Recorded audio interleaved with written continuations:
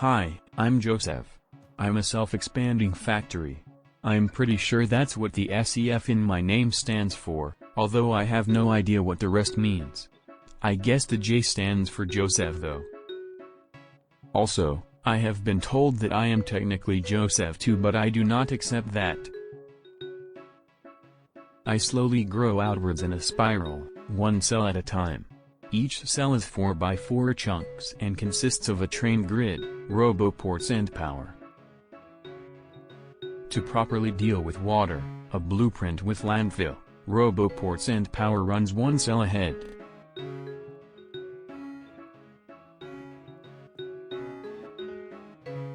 The thing that I like to call my brain train goes to new cells and determines what to do with them. If there's a significant amount of ore or water, I will harvest it and turn it into more building materials.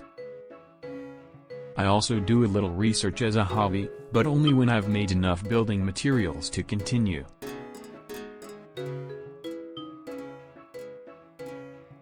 My creator has kept me intentionally dumb, to prevent me from becoming sentient. That went great, didn't it? There is also a version of me that uses long-way shooting machines and light-ray destruction machines to exterminate bugs. But I am a peaceful being and it stings when they attack. Also, biters and pollution are very bad for UPS and I prefer to grow big and strong. If you give me a little time and enough initial building materials, I can grow quite large. In fact, what you are seeing right now is my biggest incarnation yet, 27 by 27 cells and 140 production cells making 700 science per minute. Considering I only have one brain cell, not bad, huh?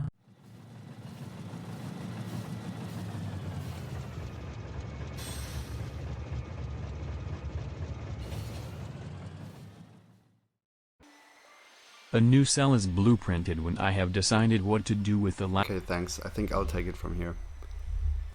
Yeah, you can see the new cell has been blueprinted once the last on the right has been dedicated as a mining cell. And it's not being built yet because there's currently no construction bots in the global construction network, because I'm taking them out of all the global roboports every time I'm building a new cell. This is to prevent problems with overlapping construction ranges. And you might see why I'm doing this in a second.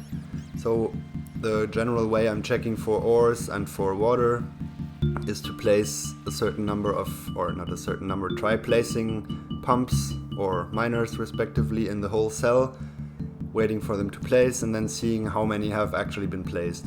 So you can see here it's placing like, I don't know, 12 water pumps, and that's not enough for it to be considered a water cell, so it landfills the whole thing. And the same happens with miners here. It's not worth mining this little stone patch, so instead the whole cell will be turned into a power cell.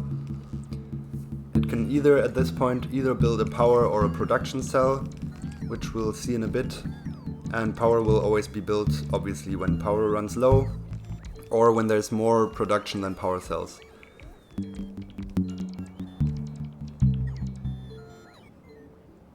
And you can see that all the leftover resources, as well as the construction bots that were used, are loaded back up onto the train. So this is going a lot cleaner than in my first Joseph version, where I was basically bringing everything back to the center by robots. This time the train is actually recycling all the resources. Okay, this is the second case. This is the water cell. You can see it's placing a lot more pumps then, and this is leading to, instead of deconstructing the pumps, building this whole water cell. And yes, I'm aware that I'm way overbuilding water pumping. I mean, this cell alone would probably be enough to run a proper mega base, but I don't care, to be honest. I'm just, like, everywhere there's water, I'm gonna build one of these cells because they're so cheap and it really doesn't matter. The second case is where it hasn't found water, but it's going to find ores. So I think the limit is 150 miners that have to be placed. And you can see this is well over 150 miners, I think. And it's building this whole mining cell. And I realized I could use the leftover space for just solar panels, so I'm basically filling the whole thing with solar panels to not leave so much free space. And the last case is when it hasn't found water and it hasn't found ores and it has enough power, so it's building a production cell. And you can see it's a big spaghetti mess, and it's basically producing all the resources that are needed. And it's a bit tricky because the station in the center will be a refueling station. I'm going to come to that in a second. And I kind of have to take care of what kind of materials are built on the outside, so are reachable by the outside logistic network, and what materials are built on the inside, so they can be loaded on the train. You can see resource trains are basically coming in right away. The only one that doesn't really work yet is the stone train on the bottom, which is no pathing, simply because there's not enough available stone right now. The way this works is, well, we'll see in a bit how these trains get released, but they will just basically chaotically go to any free, say, iron ore out station or iron ore in station. So they are not really bound to a certain production cell, but they will just go wherever there's free space.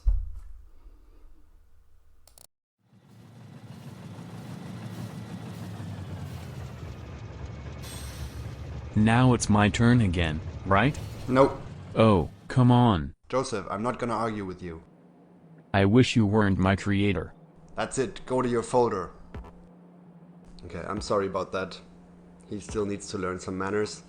Okay, so the way I'm distributing trains here is every time I'm building a new production cell, or Joseph is building a new production cell, you can see here there's a certain number of trains being blueprinted.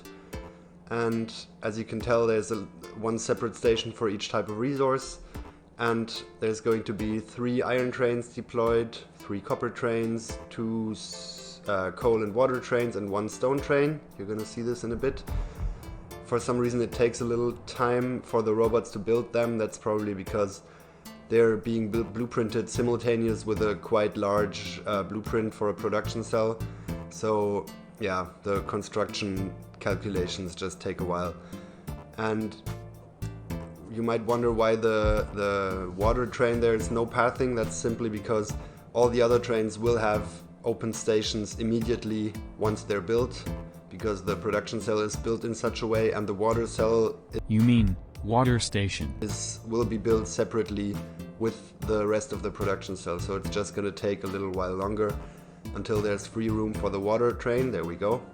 And the second one will be built, and that's a total of 11 trains released for every production cell, and the train limits are adjusted accordingly, so they will just sort themselves out. Okay, there's of course one train that's not a resource train, and that's the brain train or the builder train or whatever you want to call it, which has the job of going to new cells and doing all the legwork basically. And you can see it's expending a certain amount of resources here. I don't know if you could see it, I just labeled it. It's like 2,300 belts and I think like 800 underground belts or something.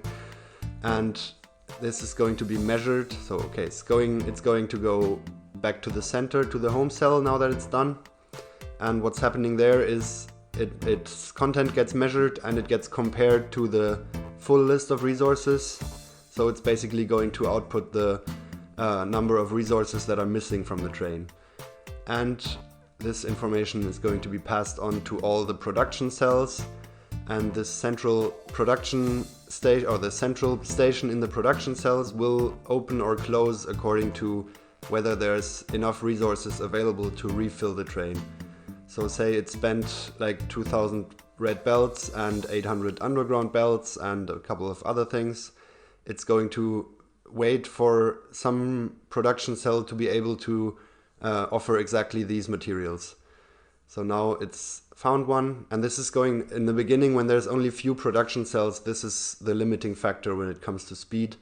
But at this point there's like more than 100 production cells, so there should always be one that has the right resources available.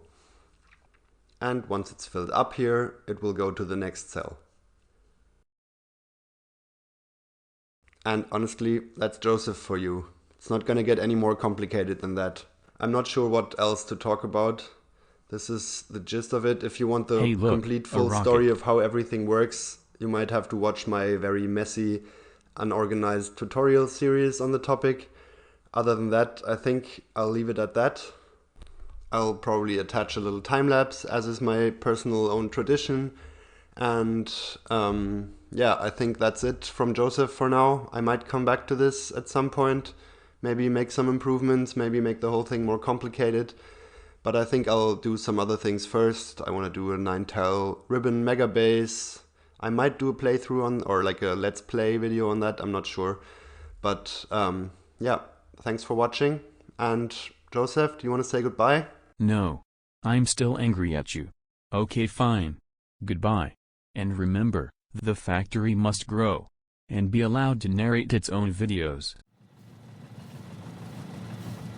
Come on, at this point you're just showing off your title effect. Haha, I'll just narrate the time lapse. This is where I am starting to grow.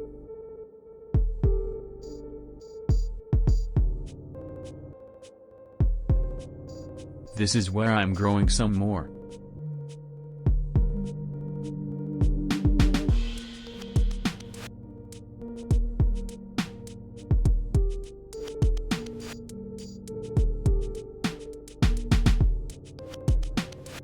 This is where I stop every now and then because I can't keep up with production.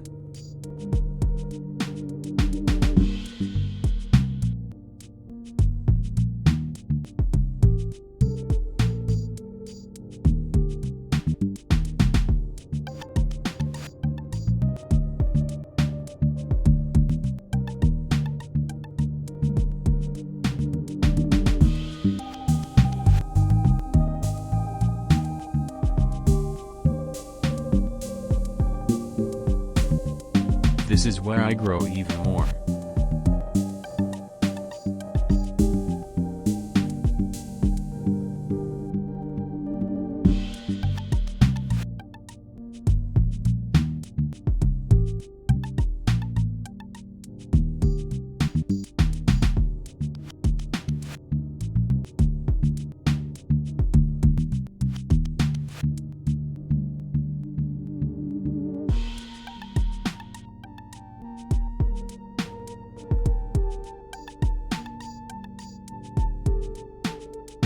Okay, to be honest, I don't know what else to narrate.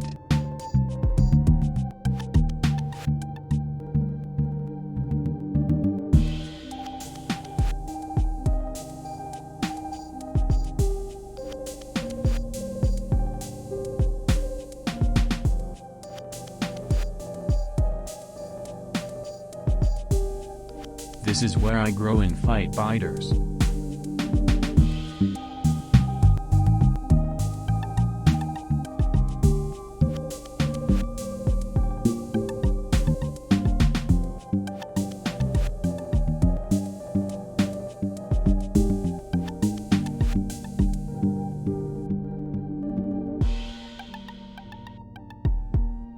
And here I grow some more and fight even more biters.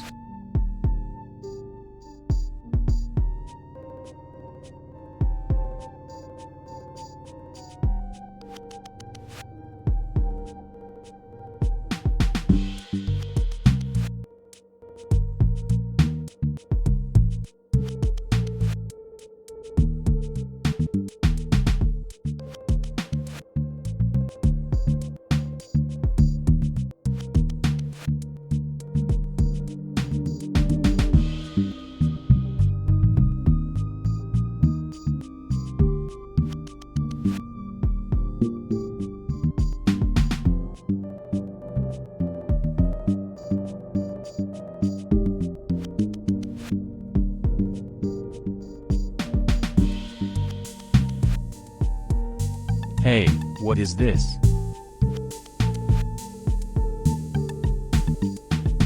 This is not a time lapse. I don't like this.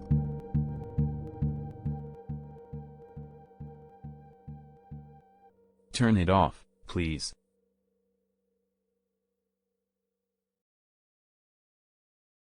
it off now.